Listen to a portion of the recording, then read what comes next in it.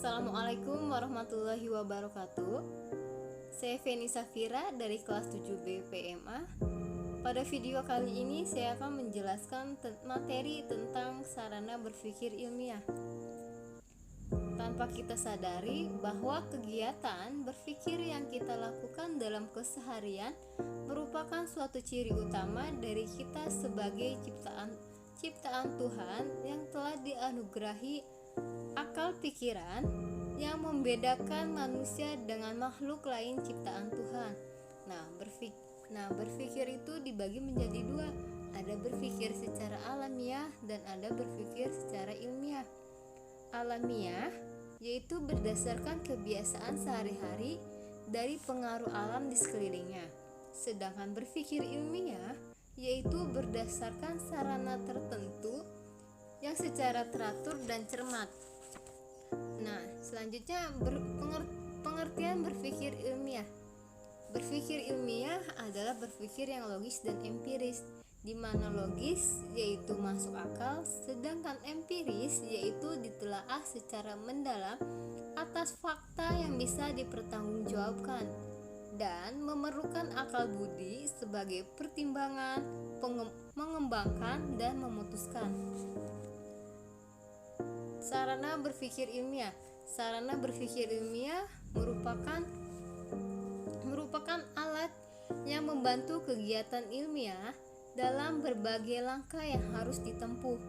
Tanpa penguasaan sarana ilmiah, kita tidak akan dapat melaksanakan kegiatan ilmiah secara baik dan benar. Dan untuk bisa melakukan kegiatan berpikir ilmiah secara baik dan benar, maka dibutuhkan sarana berpikir ilmiah. Sarana berpikir ilmiah yaitu ada sarana berpikir ilmiah bahasa, yang kedua ada matematika, dan yang ketiga ada sarana berpikir ilmiah statistik, dan yang keempat ada sarana berpikir ilmiah logika. Yang pertama, kita akan membahas tentang sarana berpikir ilmiah bahasa. Bahasa sebagai sarana berpikir ilmiah.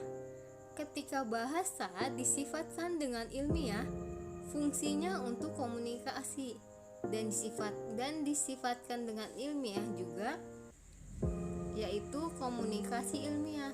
Maka komunikasi ilmiah ini merupakan proses penyampaian informasi berupa pengetahuan untuk mencapai komunikasi ilmiah. Maka bahasa digunakan harus terbebas dari unsur emotif. Bahasa ini dibagi menjadi dua atau digolongkan menjadi dua, yaitu yang pertama ada bahasa alamiah. Bahasa alamiah itu bahasa sehari-hari yang digunakan untuk menyatakan sesuatu. Bahasa alamiah dibagi menjadi dua. Ada bahasa isyarat dan ada bahasa biasa. Dan penggolongan bahasa yang kedua yaitu ada bahasa buatan, di mana bahasa yang disusun sedemikian rupa berdasarkan pertimbangan akar pikiran untuk maksud tertentu.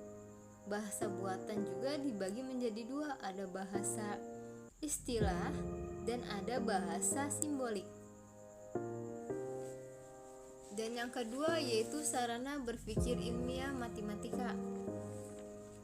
Matematika adalah bahasa yang melambaikan perkembangan implikasi dari pernyataan yang perlu kita sampaikan. Maksudnya, seperti yang sudah kita ketahui bahwa matematika itu terdiri dari angka-angka, huruf-huruf atau lambang-lambang tertentu. Rumus-rumus ini akan ada maknanya, akan dapat menyampaikan informasi apabila kita memberikan informasi. Setelah memberikan informasi, makna rumus-rumus dalam matematika tersebut akan dapat menyampaikan informasi. Matematika pada dasarnya yaitu sebuah bahasa, dan bahasa matematika itu ringkas. Seperti contohnya ketika kita menulis angka 1000, dengan huruf itu kan SERRIBU. Tapi jika kita menuliskan dengan angka, yaitu kan 1.000. Nah, bahasa matematika itu maka bahasa matematika itu lebih singkat. Dan itu lebih singkat. Dan matematika merupakan alat yang bisa memperjelas dan menyederhanakan suatu keadaan melalui abstraksi, idealisasi, atau generalisasi untuk suatu studi maupun pemecahan masalah. Hal tersebut menunjukkan begitu pentingnya matematika, sehingga bahasa matematika merupakan bagian dari bahasa yang dipakai dalam masyarakat serta sebagai sarana untuk memecahkan masalah baik pada matematika maupun dalam bidang. Oke, selanjutnya sarana berpikir ilmiah yang ketiga ada statistika. Statistika merupakan sekumpulan metode dalam mendapatkan pengetahuan untuk mengelola dan menganalisis data dalam pengambilan suatu kesimpulan kegiatan ilmiah. Dan statistika juga sebagai sarana berpikir yang diperlukan untuk memproses pengetahuan secara ilmiah.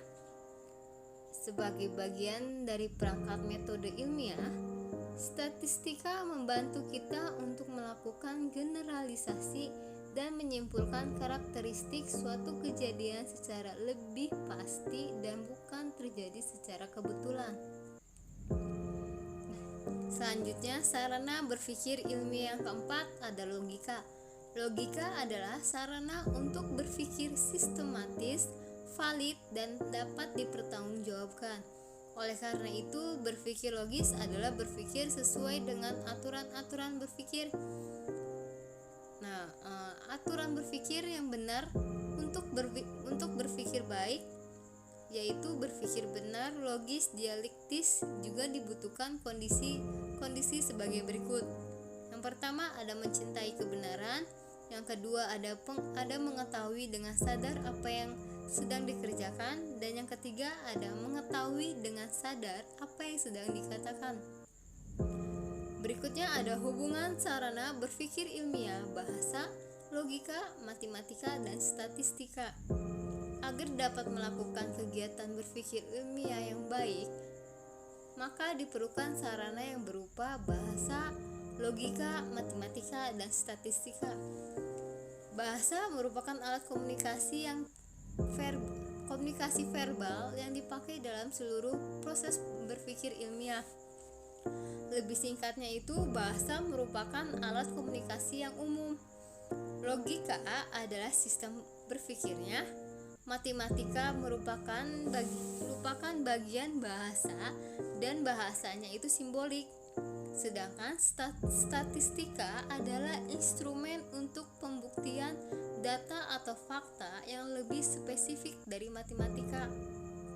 Dan tujuan dan fungsi mempelajari sarana berpikir ilmiah yaitu tujuannya untuk memungkinkan kita untuk menelaah ilmu secara baik. Sedangkan tujuan mempelajari ilmu dimaksud untuk mendapatkan pengetahuan yang memungkinkan kita untuk dapat memecahkan masalah kita sendiri. Sedangkan fungsi berpikir ilmiah yaitu sebagai alat bantu untuk mencapai tujuan dalam kaitan kegiatan ilmiah secara keseluruhan. Dalam hal ini, berpikir ilmiah merupakan alat bagi cabang-cabang ilmu untuk mengembangkan materi pengetahuannya berdasarkan metode ilmiah. Oke, itu saja yang bisa saya sampaikan. Kurang lebihnya saya mohon maaf. Wassalamualaikum warahmatullahi wabarakatuh.